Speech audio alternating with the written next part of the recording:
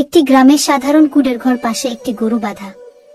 তার পাশে বুড়ি দাদিমা গরুর পিঠে হাত বুলাচ্ছেন। বুড়ি দাদিমা একাই থাকতো, বুড়ি দাদিমার গরু ছাড়া আর কেউই ছিল না।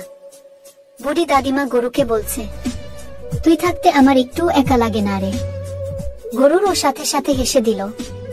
বুড়ি দাদিমা হেসে বলে উঠল, তোর কি খিদে পেয়েছে, এই নে খাবার। এভাবেই যাচ্ছিল দিনকাল। একদিন গরু মাঠে ধান চড়াচ্ছিল, বুড়ি দাদিমা এক পাশে দাঁড়িয়েছিল। হঠাৎ করে বুড়ি দাদিমা অসুস্থ হয়ে পড়ল। তা দেখে গরুর সবকিছু বাদ দিয়ে দৌড়ে বুড়ি দাদিমার কাছে চলে আসলো। একটা পাতলা কম্বল নিয়ে এসে বুড়ি দাদিমার উপর দিয়ে দিল। গরুটা ছটপট শুরু করলো, এদিক সেদিক তাকাচ্ছিল। তারপর বুড়ি দাদিমার গা ঘেঁষে বসেছিল যতক্ষণ পর্যন্ত না বুড়ি দাদিমা চোখ খুলল।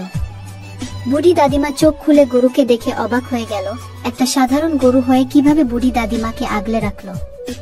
আবেগ ভরে নরম কণ্ঠে বুড়ি দাদিমা বলে উঠল, তুই গেছিস না আমাকে একলা ফেলে? তুই তো শুধু গরু না, তুই আমার পুরো পৃথিবী।